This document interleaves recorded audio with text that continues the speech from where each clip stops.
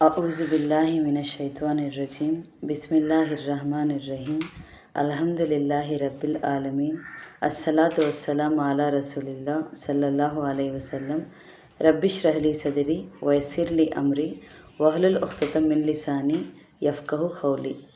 अस्सलाम वालेकुम रहमतुल्लाहि व बरकातहू। सब जनाओं को तुम्हें भी ये वीडियो देखने के पहले दरूद और सलाम पढ़ को ये वीडियो देखना शुरू करो।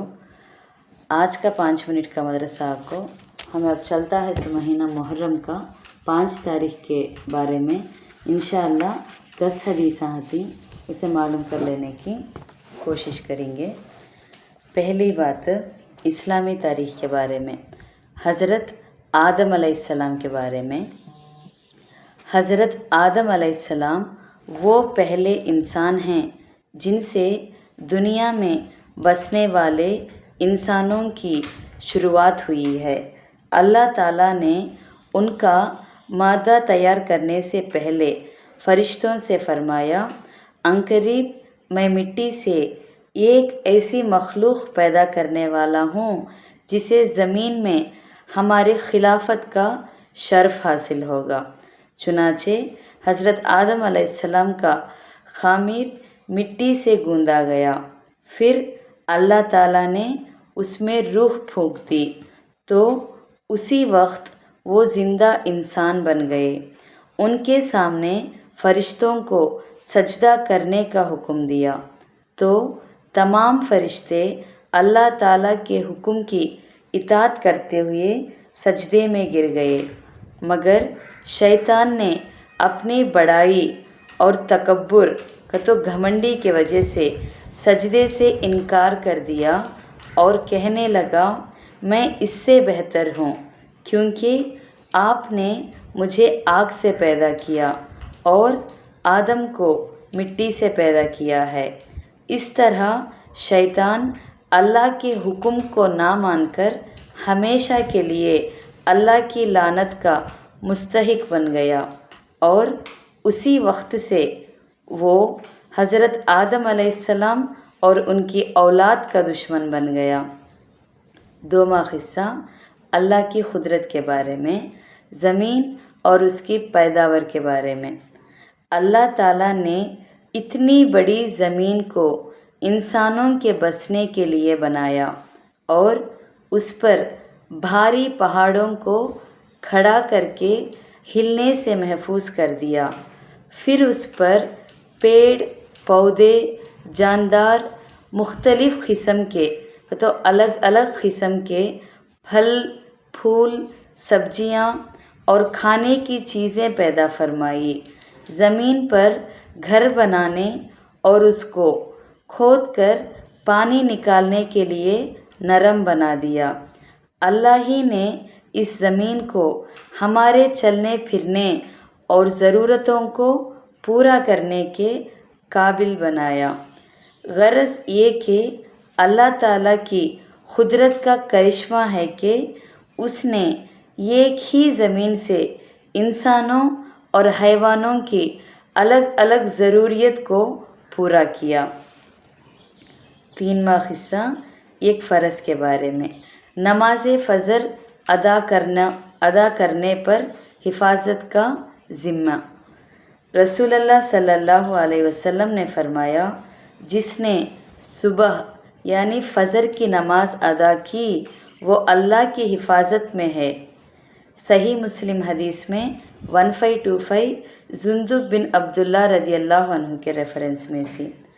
4वां क़िस्सा एक सुन्नत के बारे में, पूरे सर का मसह करना।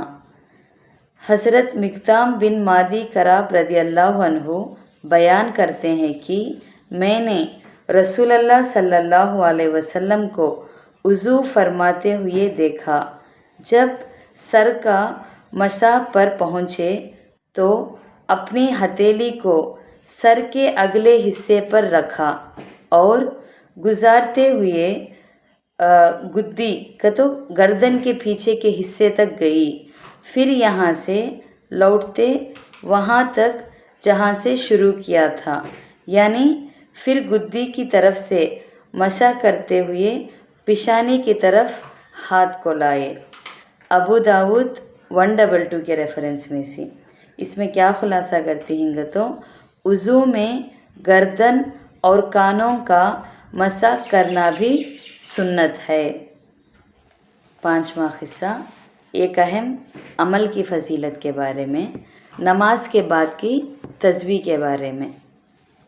रसूल अल्लाह सल्लल्लाहु अलैहि वसल्लम ने फरमाया, जो शख्स हर नमाज के बाद तिस पर 3 मरतबा सुबहान अल्लाही, तिस पर 3 मरतबा अल्हम्दुलिल्लाही, तिस पर 3 मरतबा अल्लाहु अकबर, ये कुल 90 पर 9 हुए।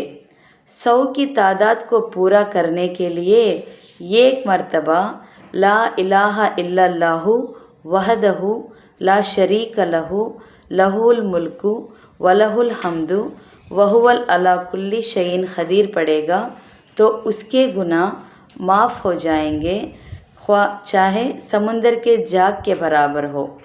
सही मुस्लिम हदीस 1380 अबू हुरैरा रदियल्लाहु अन्हु के रेफरेंस में से। तो पूरे 100 की तादाद में 30 पर 3 आपको सुबहान अल्लाही अल्हम्दुलिल्लाही अल्लाहु अकबर पढ़ना। बाकी का जो 100वां तादाद पूरा होता है वह आपको ला इलाहा इल्लल्लाह वहदहु पढ़ना। 6वां क़िस्सा एक गुनह के बारे में, गुनह की वजह से रिज़्क़ के महरूमी। रसूल अल्लाह सल्लल्लाहु अलैहि वसल्लम ने फरमाया, बेशक आदमी गुनाहों की वजह से रिज़्क़ से महरूम कर दिया जाता है। मुस्नद अहमद 22386 सौबान रदियल्लाहु अन्हु के रेफरेंस में से। गुनाह की वजह से रिज़्क़ से ये होती घर को। 7वां क़िस्सा दुनिया के बारे में, नाफरमानी और बगावत का अंजाम। कुरान में अल्लाह ताला फरमाते हैं, ऐ लोगों, तुम्हारी नाफरमानी और बगावत का वबाल तुम ही पर पड़ने वाला है।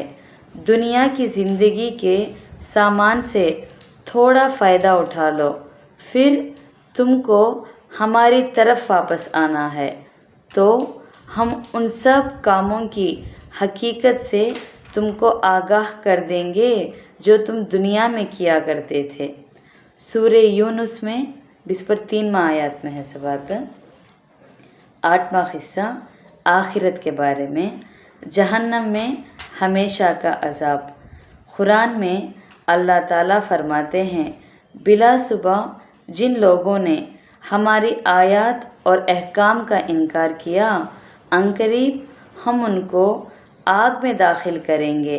वहाँ उनकी मुसलसल ये हालत होगी कि जब एक दफ़ा उनकी खाल जहन्नम में जुलूस जाएगी तो हम पहली खाल की जगह फ़ौरन दूसरी नई खाल पैदा कर देंगे ताकि ये लोग अज़ाब का मज़ा चखते रहें।